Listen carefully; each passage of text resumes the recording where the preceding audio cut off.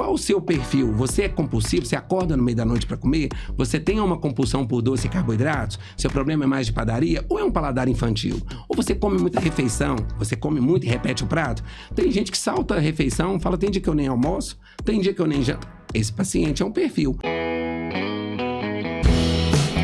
O nosso papo a gente inventa. Olá, eu sou Gracima Freitas. Eu sou Débora Guiar e aqui o nosso papo a gente inventa. E hoje a gente inventou de falar de obesidade com um médico endocrinologista e diretor do Instituto Mineiro de Endocrinologia, Dr. Geraldo Santana. Bem-vindo, Dr. Geraldo. Bem-vindo, Dr. Obrigado. Geraldo. Bem-vindo, é um prazer tê-lo aqui e falar desse assunto que atormenta tanta mulherada, né? Agora, Dr. Geraldo, nós vivemos num país que tem uma costa gigante. Isso significa que todo mundo está na praia, na orla. Corpos... Amostra. Amostra, justamente. E aí... E o verão tá chegando. Tá chegando, pois é. Mas e aí o que acontece? Hoje em dia, obesidade se tornou posso chamar de doença? Sim, uma doença muito comum, muito prevalente. E a ponto de hoje, se a gente for avaliar a questão estatística, mais da metade da população possui excesso de peso ou obesidade. Excesso de peso é uma situação intermediária, né, entre o peso saudável e a obesidade, que já começa a ter um pouco de impacto para a saúde mental e física também, e a obesidade já caracterizando o problema definitivo mesmo de obesidade, com grande impacto, grande acúmulo de gordura e causando um grande impacto para a saúde da pessoa, né, metabólica e até mesmo na parte mental. A partir de quando uma pessoa é considerada obesa? Isso. Bom, existem várias formas de classificar. A forma mais prática é através do chamado IMC, que é aquele cálculo de peso dividido pela altura ao quadrado. Quando dá acima de 30, é considerado obesidade. E o sobrepeso seria entre 25 e 30. Acontece que hoje, cada vez mais, e principalmente pela facilidade de se medir a composição corporal, tipo bioimpedância, ou mesmo dobras cutâneas, densitometria, ou até mesmo bodymetrics, técnicas mais avançadas, é possível a gente ver qual o percentual de gordura em excesso. Ou seja, às vezes a pessoa pode ter um peso e altura causando um IMC, que seria esse índice de massa corporal mais elevado, e não necessariamente aquilo ser de gordura. Basta ver uma pessoa mais musculosa, uma pessoa com biotipo mais pesado, e entendendo também que o percentual de gordura é variável de mulher e para homem. Então, do ponto de vista estatístico, quando se fala de população, o mais natural é pegar alguma coisa como pega peso e altura, que é mais fácil de fazer levantamento. Em consultório e individualmente, nós temos outras técnicas práticas de fazer. Então, resumidamente, seria o seguinte: o que é obesidade? É aquela situação onde o excesso de gordura corporal está trazendo problemas de saúde para a pessoa. Pode ser problema de saúde, alteração de exames, um desconforto, mas muitas vezes nem aparece nos exames, uma sobrecarga cardiovascular e na artrose não vai aparecer no exame de sangue. Sim. E também um desconforto psicossocial, que no início da apresentação você estava falando. Nós estamos num país tropical, corpos expostos, onde as pessoas se preocupam com isso, e esse excesso de gordura também não deixa de ser um transtorno de preocupação, né, emocional para algumas pessoas, a ponto de algumas pessoas desenvolverem realmente quadros assim de neuroses mesmo, de tanto desconforto e perda de autoestima em relação à inadequação e o desconforto que aquilo causa, né? O excesso de peso estaria causando para ela. Hoje em dia, existe um movimento chamado Movimento do Corpo Livre, porque existe também uma ditadura. Vamos sair do aspecto saúde e para o aspecto estético. Existe uma ditadura do corpo, que é o corpo perfeito. Sim. E até uma ditadura da magreza também, né? Existe do corpo perfeito, de não ter celulite e tal, mas assim, quanto mais magro, melhor, tem que ser muito magro e tal. Tem aquele e é uma ditadura. Fala assim, alta, loira e magra, não tem, assim? Tem. Eu já fui booker de uma agência de modelos há muito tempo atrás, na época que realmente era aquela coisa, a modelo tem que ser o cabide para vestir a roupa. Mas hoje se fala mais dessa coisa do corpo livre, porque tem muita coisa de gordofobia, enfim, que é um problema. Essas pessoas, elas têm seus corpos variados, obesos, se aceitam, e eu acho que a gente tem que aceitar e acolher todos os corpos, só que um corpo saudável é o que importa, não é, doutor Geraldo? Independente de como seja o formato do corpo, que ele seja saudável. Agora, para um corpo ser saudável, realmente o excesso de gordura, ele dificulta, ele impõe algumas questões aí para a saúde física. Você pode estar bem emocionalmente, eu acho, né? Para mim, ok, ser gorda, ser obesa, ser o que for, não sei nem qual a palavra que eu uso, qual que é politicamente correta hoje em dia. Mas o fato de estar bem para mim não significa que eu esteja saudável, que esteja tudo ok, né? Exatamente. Uma pessoa magra pode não estar saudável. Sim, também. Isso. Bom, então isso tem várias questões nessas ponderações. Então a gente falou de ditadura da magreza, ou seja, estimular uma magreza excessiva está longe de ser muito saudável. Principalmente os recursos que a pessoa usa para estar naquela magreza. Uma coisa é a pessoa sempre foi magra, ela é muito magra mesmo, os exames estão muito bons, ela não precisa ganhar peso só porque ela está com baixo peso, ela é naturalmente magra. Agora, existem pessoas que fazem verdadeiras loucuras em busca de um emagrecimento que nem faz parte daquele corpo. Então, muitas vezes a gente vê, isso está começando até a ficar muito exposto na mídia, pela facilidade de automedicação, pela facilidade da pessoa usar recursos por conta própria. Às vezes a pessoa fica extremamente magra, perde massa muscular, ela perde toda aquela feminilização, no caso das mulheres, por exemplo, de tão magra em busca de um corpo que muitas vezes, na verdade, pode ser até uma visão distorcida da imagem corporal dela.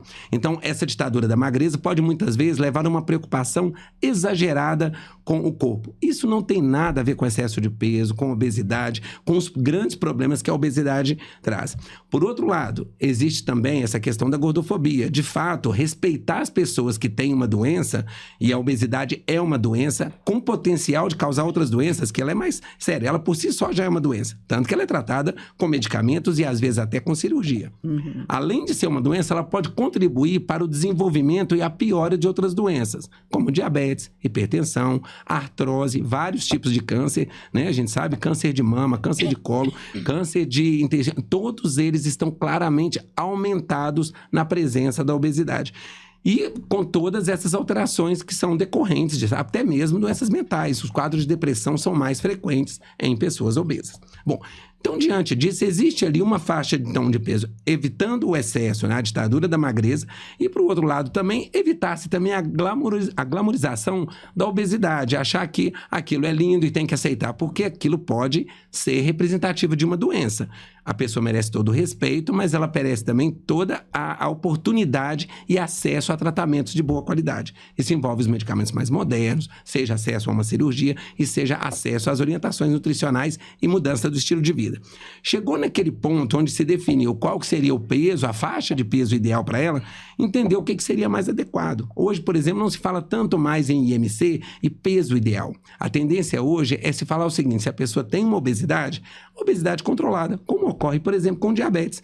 Ninguém está preocupado assim, eu vou acabar com o diabetes, não, que tratamento que eu vou curar o diabetes. O diabetes está bem controlado, diminuiu os riscos de complicações, pronto, alcançamos um bom resultado, esse é o caminho.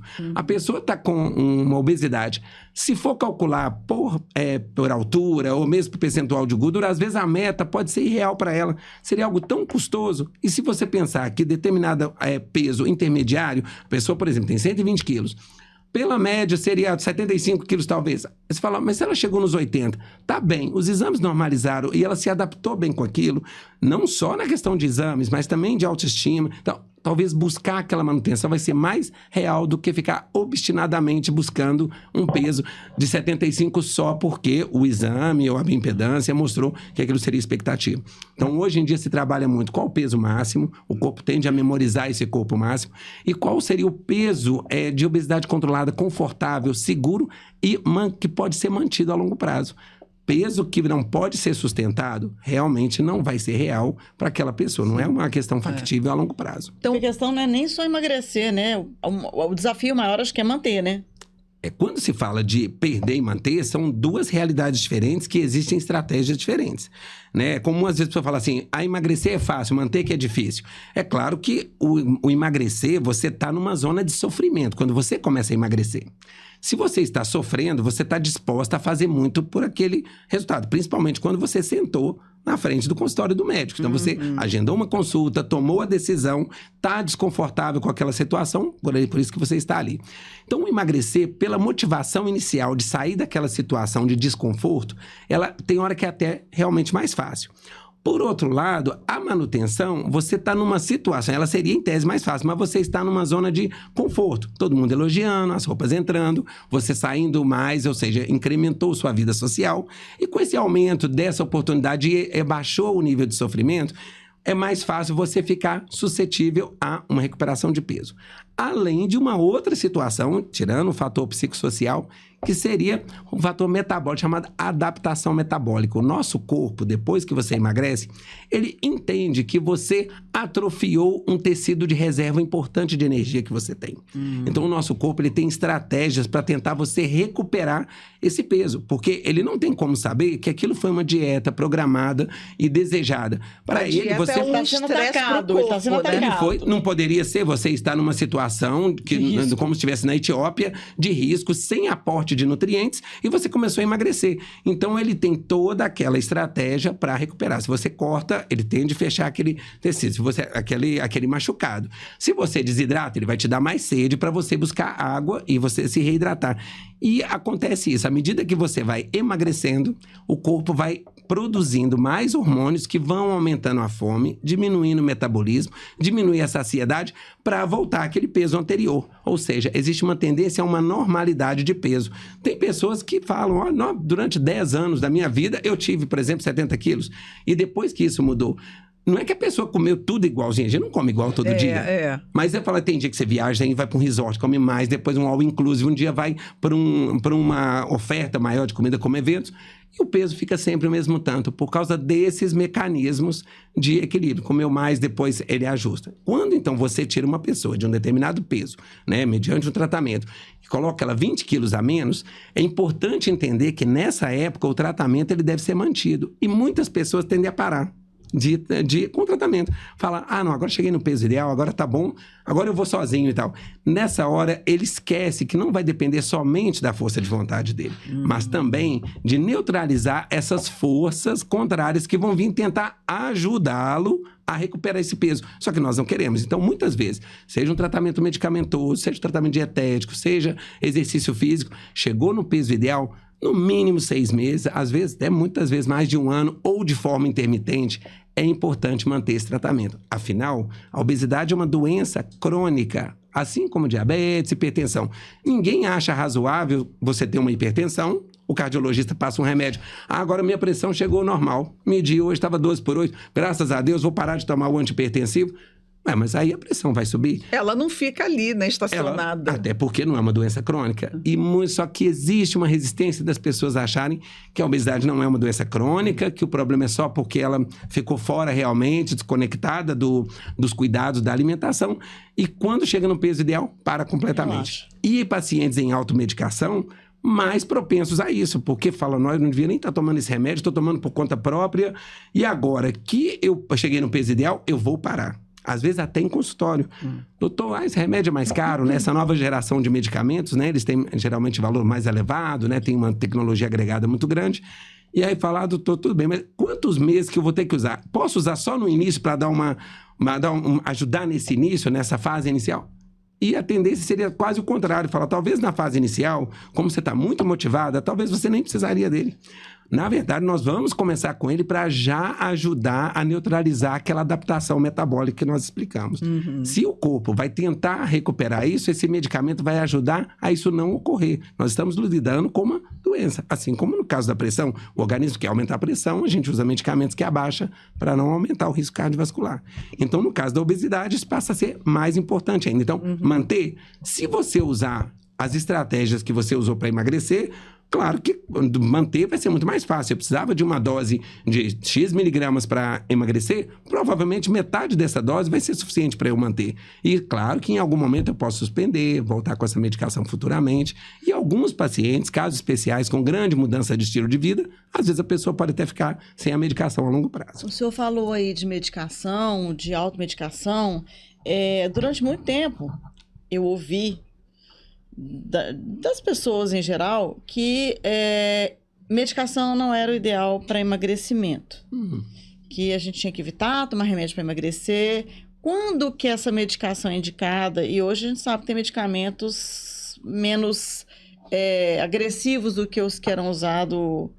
Eu tentei lembrar um nome que minha tia tomava quando eu era criança, mas eu não lembro de jeito nenhum. Não, lá atrás o povo tomava um remédio para emagrecer, grudava na parede, né? Pois é, hoje é outra história. Eram muito agressivos. Quando que a medicação é indicada? Isso. Olha, houve uma mudança de perfil de medicação, né, ao longo dos anos, né? Eu tenho 30 anos de endocrinologia, eu formei há 34 anos, então eu tenho 30 anos. Então, nesses 30 anos, a gente pegou fases diferentes. Fases dos anfetamínicos, né, onde os medicamentos eram muito potentes, mas eram muito agressivos. Era isso. Então, era na época da anfepramona, fenproporex, tudo eram medicamentos que atuavam muito no impulso da fome, mas com efeitos colaterais muito importantes. Então, aumentava a frequência cardíaca, causava insônia e tal. Irritabilidade. Era o que tinha, sim. E na época, as pesquisas em torno dos medicamentos eram muito pequenas. O foco era assim, funciona ou não funciona? Então, funcionava, então todo mundo ia tomando. E depois começou a se preocupar um pouco com isso. Então, foi suspendendo, limitando, pegando receituários especiais para poder dificultar o acesso da população a essas medicações. Causava muito arritmia e tal. E não se tinha muito uma percepção de que era causa e efeito. A preocupação era simplesmente emagrecer. E com a facilidade que era, as pessoas usavam de forma totalmente irregular e tudo, então era realmente um problema.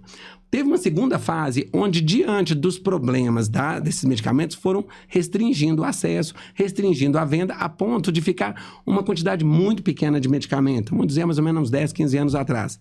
E que foi um período difícil de tratamento, porque nem tinha aqueles que eram eficazes, que às vezes com ajuste de dose ainda poderia ajudar uma parte da população, e também poucos medicamentos que poderiam ajudar e ainda não atuando nos mecanismos mais importantes, como essa nova geração, que vamos colocar de uns 10 anos para cá, onde começaram medicamentos a atuar, não no impulso da fome cerebral, mas também em toda a complexidade dos hormônios, neurotransmissores, que podem ajudar, principalmente hoje na saciedade. Então, medicamentos hoje, principalmente as canetas, né, injetáveis, como Ozempic, Saxenda e tal, agora com a futura chegada do Mounjaro no Brasil, são medicamentos que atuam de uma forma muito mais inteligente, uma forma muito mais segura, ou seja, sem o risco de arritmia, sem risco de complicações. São medicamentos usados no mundo inteiro, em nenhum país foi retirado de circulação, né, de venda e produção, pelo grau de segurança deles. É uma medicação mais segura. Além disso, nós temos medicamentos diferentes que atuam em pontos diferentes. Então, por exemplo, pessoas com compulsão alimentar vão responder melhor a um grupo de medicamentos. Pessoas que são hiperfágicas, que comem muita refeição, comem, repete, vão se beneficiar mais de outra classe de medicamentos. E tem pessoas que podem se beneficiar de um conjunto, de uma combinação de medicamentos para não chegar em doses tão altas de um medicamento só. Sim. As combinações de medicamentos são muito estratégicas para poder ajudar nesse processo onde o corpo tenta inibir, entra o chamado efeito platô. A pessoa começou a emagrecer, já não está tendo resultado. Se não tiver um profissional para orientá-lo e falar, isso é normal, vamos associar o medicamento, ajustar essa dose, a pessoa acha que o remédio parou de funcionar. Eu ia perguntar isso. E sendo que ele está funcionando. Se você perde 10 quilos e ele segurou o peso, seria o mesmo da hipertensão. Minha pressão está 19 por 14. Eu tomo um medicamento, está 12 por 8...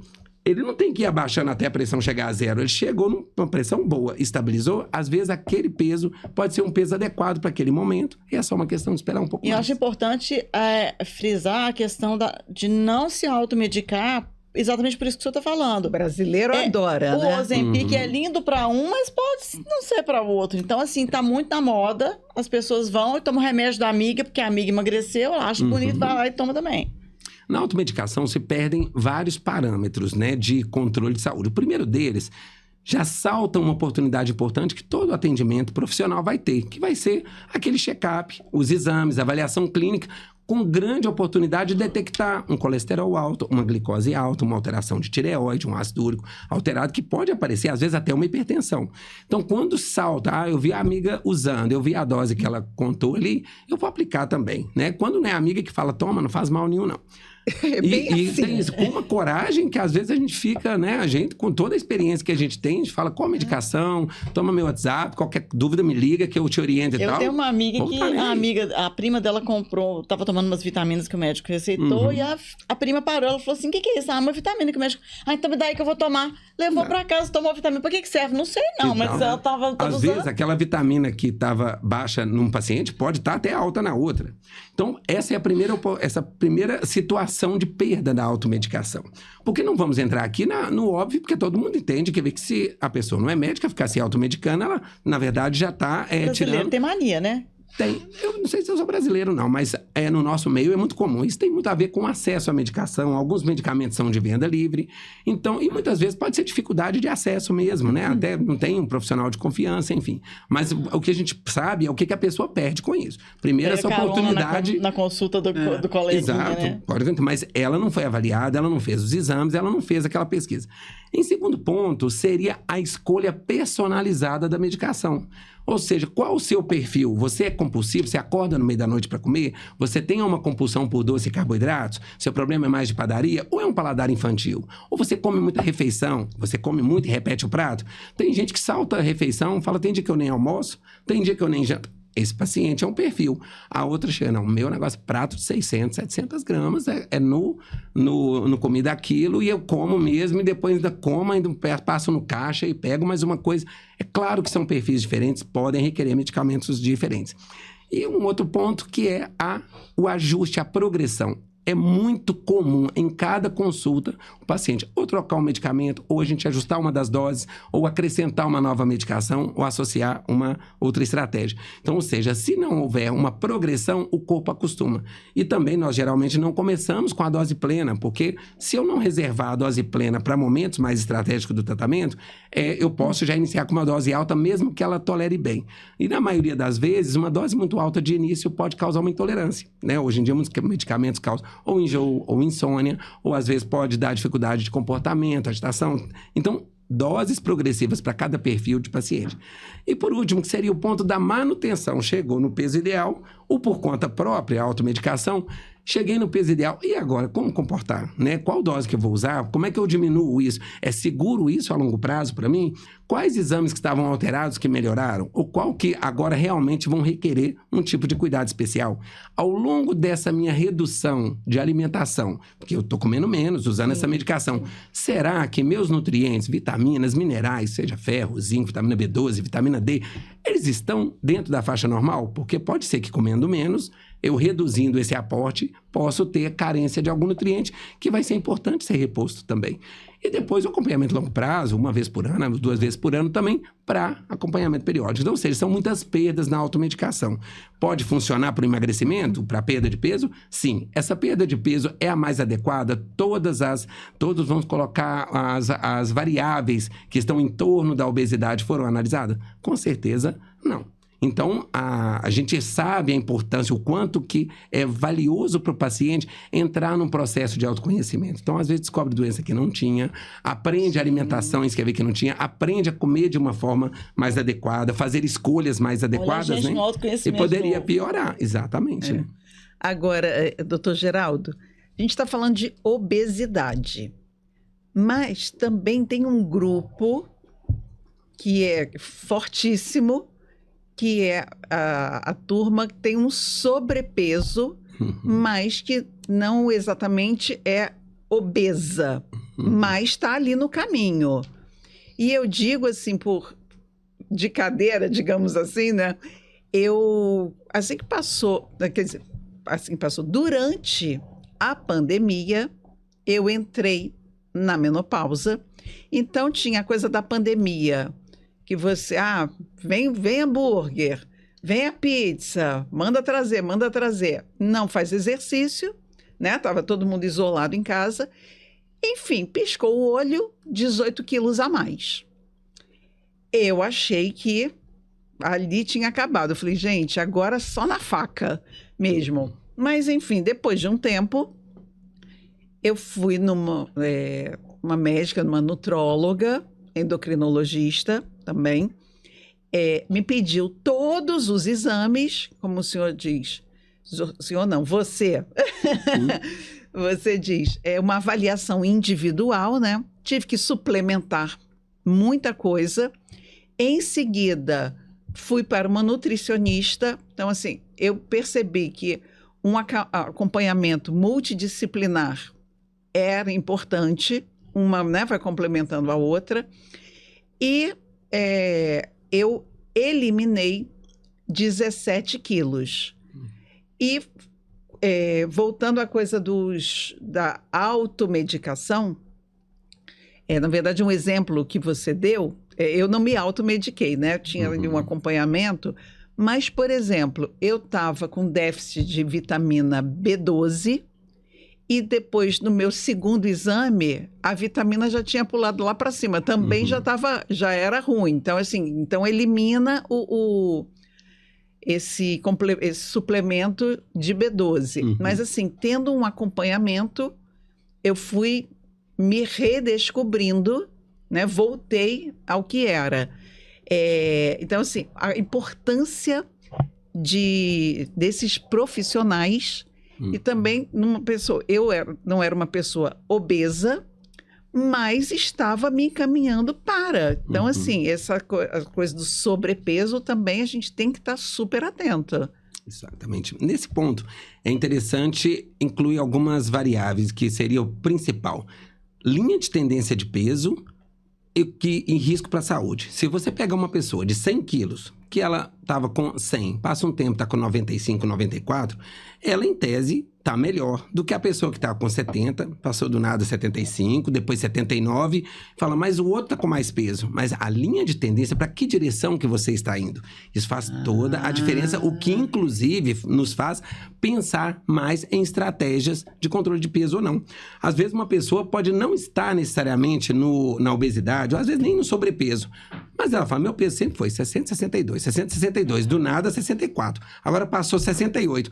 Eu não preciso esperar ela entrar num diagnóstico puramente estatístico de sobrepeso ou obesidade para já fazer uma intervenção. Se você pulou de 60 para 64, você vai acabar chegando em 70 e pouco, porque algo está acontecendo errado. A verdade é que a obesidade como doença, ela por si só, ela vai transformando os hormônios, o funcionamento do metabolismo, de tal forma que a pessoa fala, eu não sei mais, coisas que eu funcionava antes para mim, que eu mesmo fazia, agora não funcionam mais. Ou seja, para dar uma virada na chave, ou seja, você entra no modo acumulador de calorias. Isso ocorre em alguns momentos, ou seja, quanto mais peso, quanto mais você come, quanto mais você desregula o seu paladar, mais fácil de você continuar ganhando peso. Por isso que as intervenções muitas vezes têm que ser precoces. Na manutenção, mesma coisa. Começou, está no peso mantido. Engordou 2 quilos, observa. Engordou 4 quilos, liga, sinal de alerta. Muitas vezes, voltar a todo aquele esquema terapêutico. Você não vai esperar ganhar 15 quilos de novo para depois voltar a usar, que seja a caneta, que seja o medicamento oral, porque não faz nenhuma vantagem você ganhar 15 quilos de novo, porque senão você entra num efeito sanfona que poderia ter sido contornado muito mais precocemente. Se você está vendo que a linha de tendência foi recuperada, algo está fora do controle e precisa ser corrigido. Então, ou seja, pessoas que mesmo que ainda não muito peso estejam preocupadas e vendo essa evolução, já podem ser elegíveis para fazer intervenções. O que muitas vezes existe, que você falou do sobrepeso, então é aquela pessoa que eu quero perder 3 quilos, quero perder. Às vezes a pessoa já está no peso bom, sempre teve aquele peso, e tem aquela neurose que queria ter 3 quilos a menos e começa a fazer loucuras, sendo que às vezes é só correção de hábitos mesmo. Nesse caso, por exemplo, um nutricionista, uma correção do tipo de exercício, às vezes só faltou a progressão. Ele faz exercício 3 vezes por semana, mas faz do mesmo dia, do mesmo jeito, todos os dias há 4 meses, ou seja, não teve um profissional. Um pouquinho mais de carga, um pouco mais de velocidade, alcançar uma frequência melhor.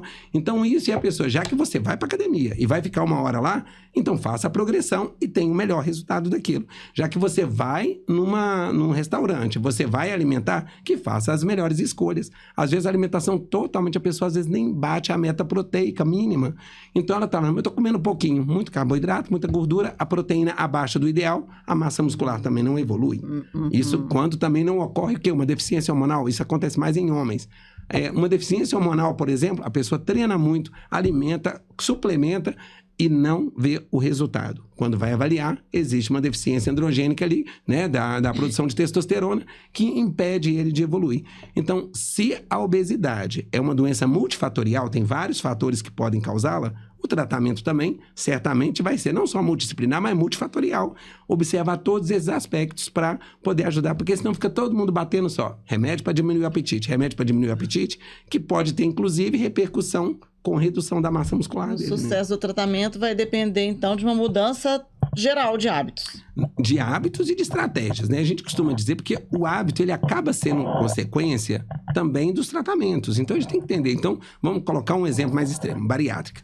Na cirurgia bariátrica, a pessoa emagrece porque aquela cirurgia ajudou a mudar o metabolismo dela, mas também ajudou a mudar os hábitos dela. Então, porque a mudança de hábito ela é muito complexa. A própria obesidade dificulta você a mudar os hábitos porque ela te dá fome fora de horário, ela começa a gerar uma compulsão por doce ou um paladar infantil com busca de alimentos processados, que a pessoa muitas vezes fala assim, eu nem gostava disso.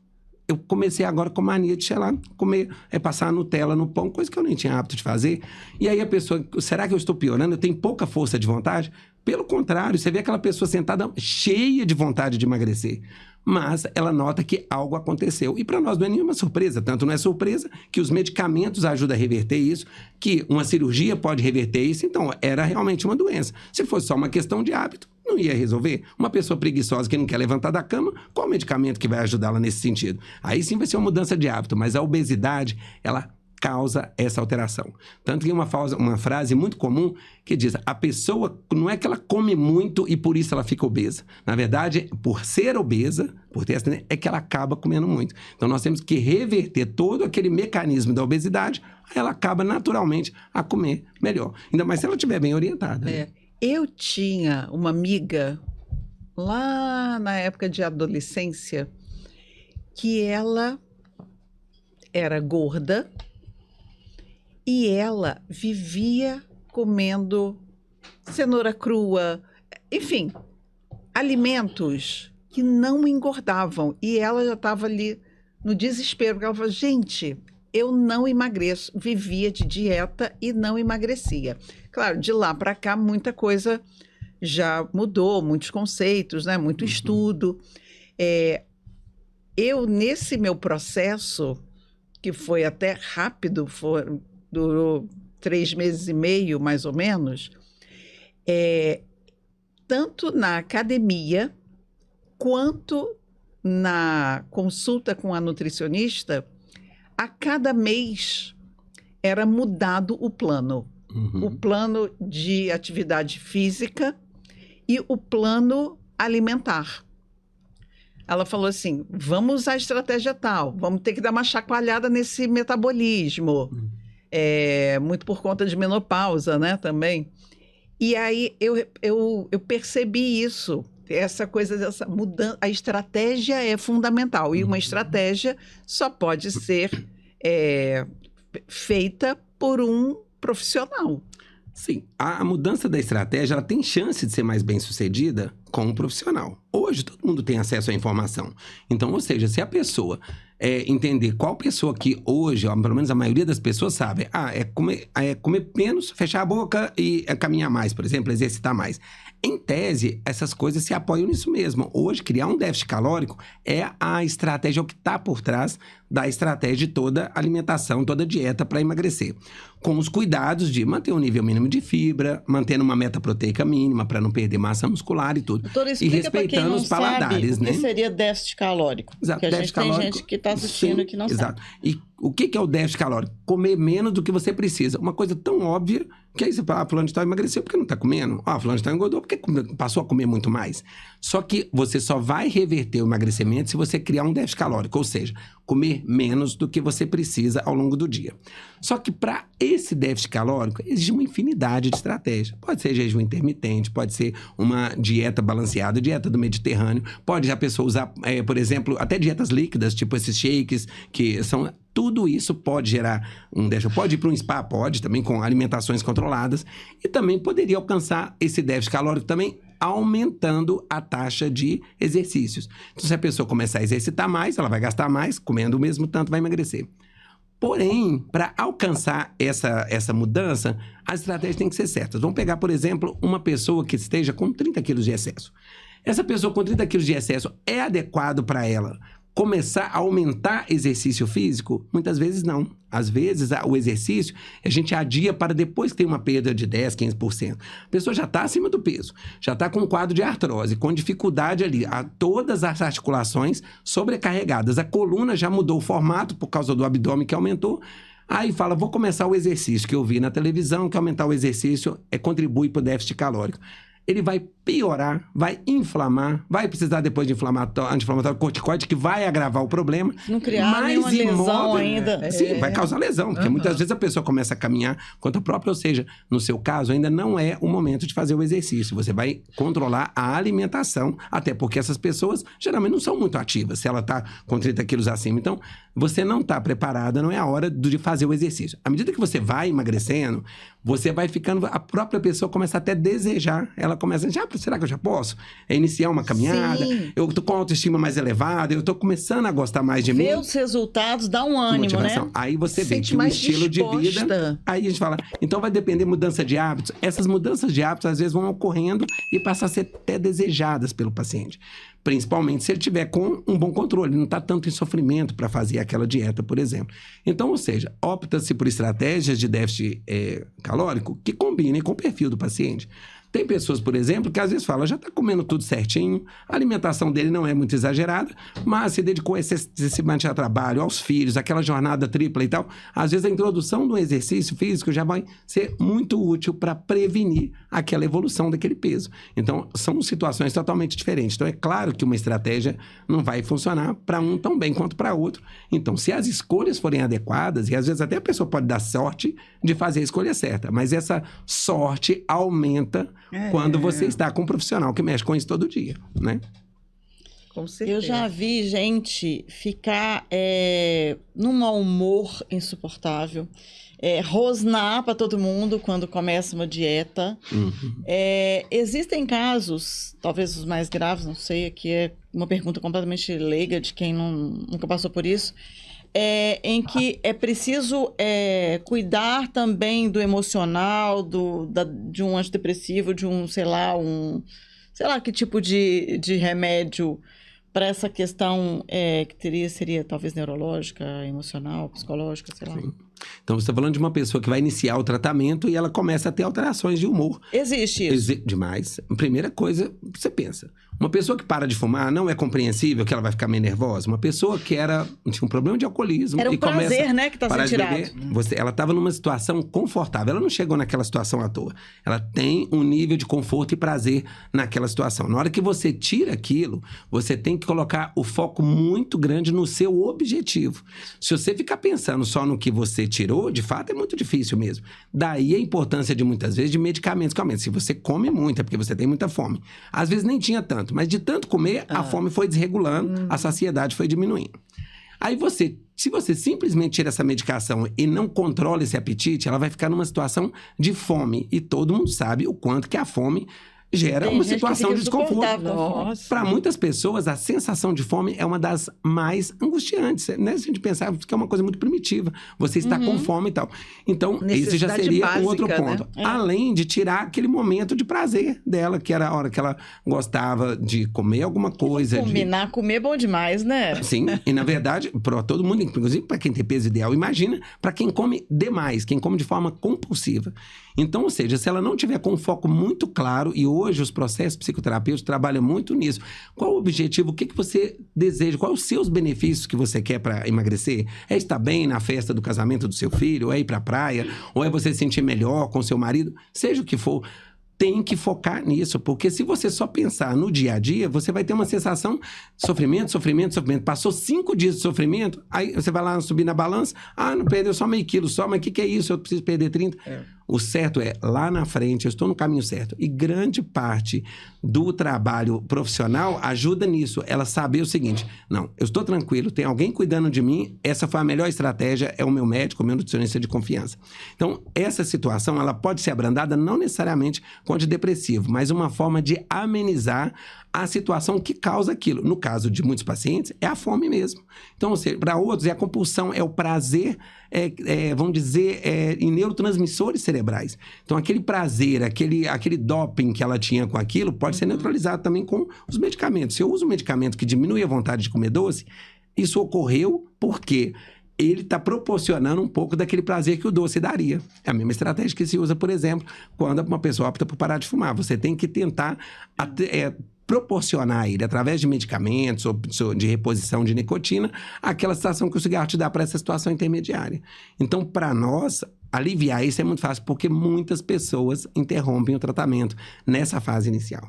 Então, fala, isso não é para mim. Tem gente que deixa de começar um tratamento pensando nisso. Eu vou lá, eu sei que ele vai tirar meu doce, eu sei que ele vai tirar minha cerveja, eu já sei que ele vai e tal. E que cada vez mais as estratégias de emagrecimento têm sido muito mais flexíveis buscando isso. Porque, de fato, se nós estamos falando de um déficit calórico e com uma manutenção mínima de nutrientes, hoje as dietas são muito negociáveis. Então, quando você vê, hoje é muito comum no Instagram, fala, é possível emagrecer comendo o seu bolinho de manhã, comendo pão? Claro que sim. É só uma questão porque o problema da dieta restritiva era isso, né? Eu falava que parecia assim, a hora que abre a porteira, a boiada foge.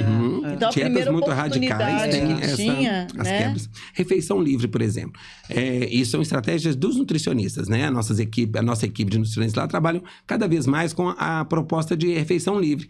Porque a gente sabe que uma semana muito bem feita não é uma ou duas refeições livres que vai colocar o processo todo a perder. E agora, como é que nós vamos usar essa refeição livre? Refeição livre é uma coisa, dia do lixo é outra. Dia do lixo, O dia do lixo, a gente não propõe. Primeiro que você não é lixeira, o paciente não é lixeira. Então, para que é o dia do lixo? Agora, a refeição livre, todos nós somos livres. O problema é que o dia do lixo, as pessoas não escolhiam um lixo. Elas ficavam lixando o dia inteiro. Exato. E tem gente que faz isso, independente de estar emagrecendo. Eu faço tudo direitinho durante a semana, mas sábado não tô nem... Mas às vezes comia a ponto de passar mal, acordava mal no dia seguinte, tinha refluxo durante a noite. Então, o que é realmente... Claro, podemos negociar isso aqui, porque é assim que se alcança. Nós estamos diante de uma doença crônica e recidivante, ou seja, se ela não for bem tratada, ela volta. Então, nós estamos iniciando um processo de longo prazo. Então, você vai emagrecer, você vai manter e vamos usar todos os recursos necessários para alcançar essas duas palavrinhas, emagrecer e manter. Aí, o que é que vai precisar? O tempo que vai dizer pra gente. Se nós temos vários recursos, né? Perdão. Quando a cirurgia bariátrica é recomendada? Sim. A cirurgia bariátrica é uma realidade. Ou seja, pacientes que não respondem ao tratamento medicamentoso ou não toleram o tratamento medicamentoso e que têm um nível de excesso de peso mais elevado, preenchendo os critérios, podem se beneficiar da cirurgia bariátrica. Também é utilizada no mundo inteiro.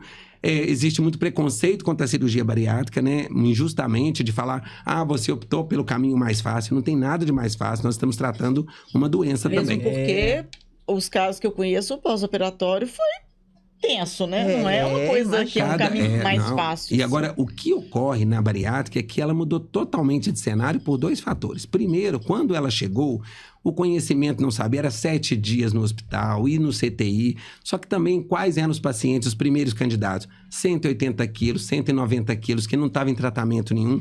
Então, alto risco, inclusive, de mortalidade, né? Já morreu Hoje em dia, quem que ouve falar? O problema não era a bariátrica, eram as comorbidades que já existiam quando o paciente... Eram pacientes que não estavam em medicamentos, então era muito obeso. À medida que isso foi evoluindo e hoje também tendo acesso a mais medicamentos, o perfil de indicação começou a ficar mais precoce naquela proposta. Eu não vou esperar um paciente chegar em 180 quilos, sendo que ele está 120, 130. Por que eu vou esperar até isso? Ou seja, a gente sabe quanto mais peso, maior o risco operatório. Então, ou seja, cada vez mais, até para os planos de saúde, os critérios já são mais específicos. Se você tem uma obesidade, mesmo ali inicial, mas com comorbidades, já tem complicações demonstráveis. Um raio-x mostrou uma artrose, o outro exame já mostrou uma esteatose, um engorduramento do fígado. Já tem uma hipertensão, olha a glicose subindo, um pré-diabetes, um diabetes. Não tem motivo para esperar porque Legal, eu não as sabia cirurgias disso. são mais precoces hoje. Eu notei que as né? pessoas começaram a fazer bariátrica Sim. não sendo mórbidas. Sim, gente que você Mas nem eu não descobre, a pessoa nem sabia. fala. Ué, a pessoa começou a emagrecer ali, mas ela não era tão obesa assim, que antes pensava assim, é para os grandes obesos? Não. Hoje é para pacientes que não respondem e até ainda uma terceira classe de perfil ainda que é as pessoas só respondem a medicamentos de um custo que muitas vezes ela não tem consegue arcar. acesso, não consegue arcar a longo prazo.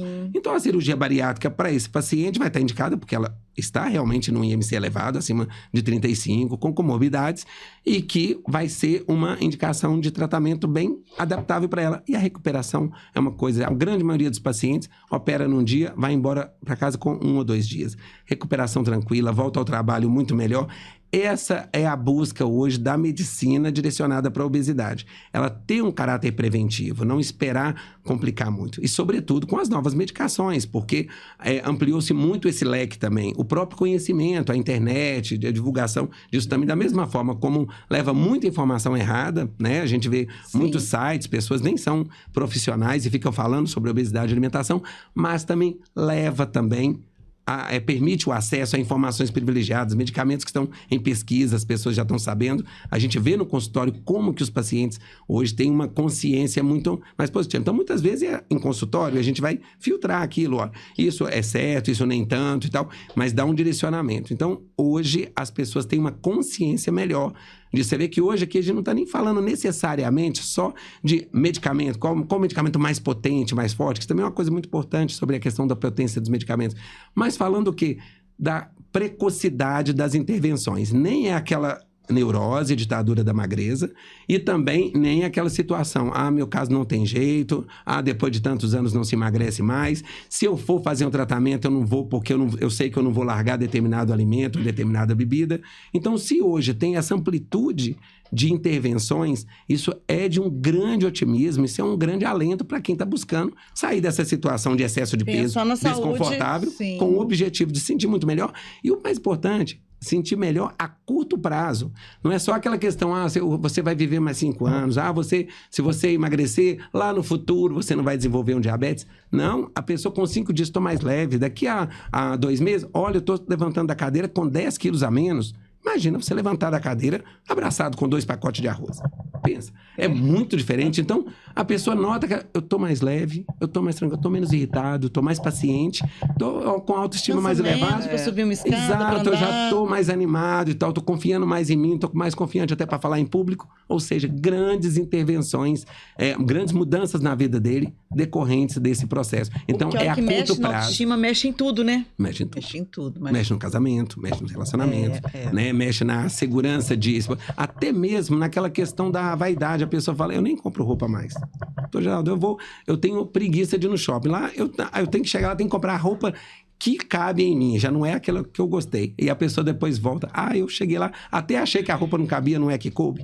Então você vê que são prazeres que as pessoas normalmente têm, fazem parte, né, do nosso cotidiano, e isso vai trazendo o quê? Uma autoconfiança, né? Um resgate da autoconfiança, do amor próprio, da sensação de se sentir feminina, principalmente no caso das mulheres, sentir muito mais feminina, e vai trazendo, claro, a oportunidade de tratar situações paralelas, porque, como ela disse no caso dela, mas olha, paralelamente também, eu tratei também uma vitamina B12 que estava baixa, olha, corrigi também a minha maneira de alimentar, tirei os industrializados, parei com alguns hábitos, aí começa a melhorar a qualidade de sono, né? A apneia do sono, né? Tem gente que fala, parei de roncar, aí a minha esposa incomoda menos, aí depois eu também diminuí a apneia do sono, então eu durmo melhor, aí eu tenho um dia melhor também. Então, assim, é uma infinitude de mudanças, só conversar com alguém que já emagreceu muitos quilos, vai falar assim, não, a minha vida mudou, isso é muito comum. Agora, essa situação tem que ser mantida, né?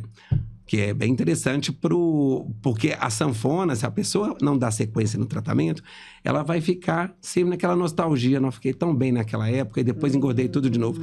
E uma coisa comum, as pessoas acham que é o remédio que causou o rebote. O problema do remédio é que ele causa rebote. O remédio, depois que você para de tomar, ele não faz mais nada no seu organismo. Ele acabou. O e ele que não faz milagre o rebote, eterno, não. E o que ele faz o rebote, quem faz é o nosso organismo tentando recuperar esse peso, ou seja, foi uma interrupção precoce da estratégia que o ajudou até chegar lá. Então, Porque até para tirar o remédio tem que ter uma estratégia. E se tirar, e vamos pensar, porque muitos pacientes chegam, eu posso usar esse remédio a vida inteira, porque eu me sinto tão bem com ele, eu paro, eu começo a recuperar peso. Isso acontece muito, por exemplo, também com antidepressivos. Tem pessoas, por exemplo, tem um desmame, né? trata a depressão, depois faz um desmame. Se começa a ter um desmame e volta a depressão, volta a medicação. E em alguns casos é melhor manter uma dose mínima a longo prazo e a pessoa ter uma vida. Os medicamentos estão aí para isso. Se a medicação te ajuda, não te causa efeitos colaterais e você vive melhor com ela, por que a gente deveria evitá-la? Agora, também não faz nenhum sentido usar uma medicação sem necessidade. E isso o profissional tem plena experiência para cuidar disso. Bom senso sempre, né? Tem gente maluca por aí, né? Tem. Dos dois lados. Tanto como pacientes como profissionais também. Por isso que a gente fala, reparem, vejam bem qual o profissional que vocês estão indo, né? Muitas vezes procura pessoas que nem são médicos nutricionistas, fica seguindo, às vezes, uma blogueira que dá dicas do que funcionou para ela, normal, ela está sendo autêntica ali, o que funcionou para isso, mas transformar aquilo na sua realidade, você imitar aquele comportamento, e às vezes a pessoa tem um plano de saúde, tem acesso a medicamentos, tem condição de estar melhor, às vezes mas pode até opta pegar por aquilo. lá o que funcionou para blogueira e ir num médico e falar, eu vi fulana fazendo tal coisa, posso fazer, funciona para mim, dá certo. E coisas saudáveis ali sempre pode ter uma coisa, mas é importante entender que assim como a gente pode ter pessoas, né, informando, influenciando de uma forma boa, pode ter também influenciando nem de uma tudo nos forma convém. negativa também, né? Gente, que olha só, passa muito rápido. Voou. Doutor Geraldo, as últimas palavras aqui para nossa turma. Para quem está aí lutando contra a obesidade, que está com dificuldade. Para não fazer besteira. Fala um pouco, manda um recado aqui para o pessoal. É um resumo do que a gente falou aqui. A gente cobriu muito bem, né, o assunto. Eu acho que a notícia final, ou seja, o que deve se levar para casa, é que o tratamento da obesidade melhorou demais, principalmente nos últimos 10 anos. Hoje temos acesso a medicamentos e técnicas cirúrgicas também, né, falando de toda a amplitude dos tratamentos, de uma forma assim, que não tivemos nos anos atrás. Então, a gente tem visto toda essa melhora do aparato de tratamento. Mas entender que é uma doença crônica, requer tratamento e tratamento de longo prazo. Tendo isso em mente, já ajuda em grande parte o processo, até a maneira como a pessoa vai lidar com o tratamento, inclusive de que tem que ser algo que não seja tão pesado e tão difícil, que possa ser mantido a longo prazo. Tendo isso em mente, tudo começa a fluir bem, porque não pense que você vai emagrecer e depois vai abandonar tudo e as coisas vão continuar como num passo de mágica, né?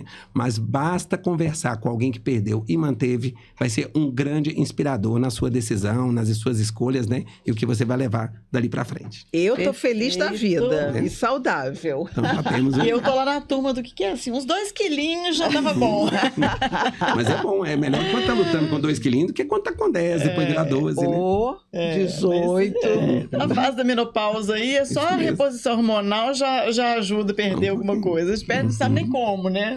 Contanto que você já perdeu o juízo, tá tudo certo. Exatamente. Gente, toda quarta-feira, às 19 horas, estamos com um episódio novo no YouTube e no Spotify, @Nosso Papo a gente inventa. E antes de finalizar mesmo, agradecer a participação do Dr. Geraldo, maravilhoso, esclarecedor.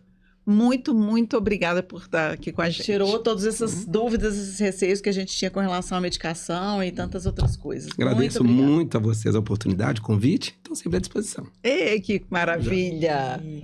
E não se esqueçam de seguir a gente no Instagram e no TikTok, @o Nosso Papo a gente inventa, e de curtir, comentar e compartilhar e mandar para todos os amigos que vocês conhecem e trazer a gente para cá. E não esquece de sugerir também temas que vocês acham importantes para a gente trazer para vocês. Então é isso, gente. Beijo! O Nosso Papo a gente inventa.